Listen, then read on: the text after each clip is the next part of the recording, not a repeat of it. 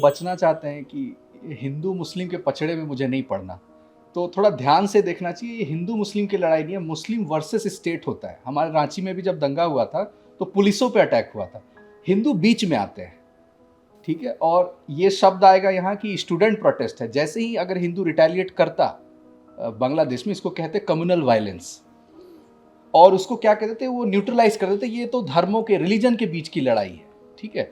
तो ये समझना जरूरी है कि हिंदू मुस्लिम की लड़ाई नहीं है बांग्लादेश में, ये स्टेट वर्सेस जमात इस्लामी की जो आइडियोलॉजी उसकी थी, तो उसके लिए बात करने पे कोई हम रिलीजियस टॉक नहीं कर रहे हैं।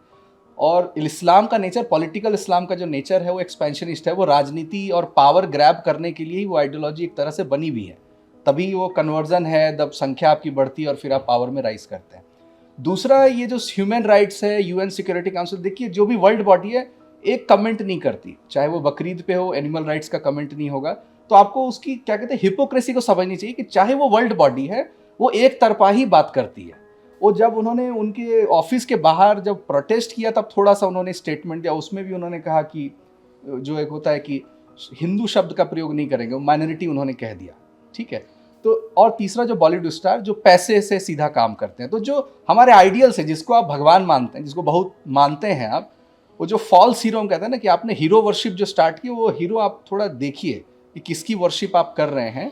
और सत्य को जानने का अगर यूथ में भी एटीट्यूड हो कि आप जानिए कि क्या है। आपने ऑल आइज ऑन रफा पे पूरा ट्वीट किया इंस्टाग्राम पे, और आपको पता भी नहीं है कि रफा कहाँ पे है, किस लिए हम कर रहे हैं ये भी पता नहीं। और यहाँ पे शायद मेरे मुस्लिम दोस्त को बुरा लग जाएगा, इसलिए मैं नहीं डालूं, एक अंदर से आता है कि वो कम्युनिटी बुरा ना मान जाए। तो यहाँ पर हिंदू मुस्लिम ना बोल के वो पॉलिटिकल इस्लाम और स्टेट के बीच की फाइट थी। आप इस चीज़ को अगर समझेंगे तो क्लैरिटी होना बहुत ज़रूरी है। और ये वॉर ऑफ नैरेटिव्स है, मीडिया पूरे वर्ल्ड में जो होती है कंट्रोल्ड होती है, क्या फैलाना है, किस बात को ऊपर करना है, तो ये बात समझनी बहुत ज़रूरी है। और ये हो गई कम्युनिटी लेवल पे।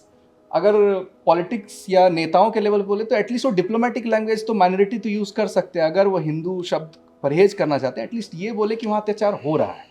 वहाँ के मोहम्मद यूनिस ने कह दिया स्टेटमेंट, जो अभी मान लीजिए एक गवर्नमेंट के रूप में अगर आ रहे हैं एक टेम्प्ररी रूप में, तो उन्होंने जब कह दिया तो आपको कहने में क्या, आप कहेंगे नहीं तो लोग कैसे फॉलो करेंगे, आपको कहना बहुत ज़रूरी है।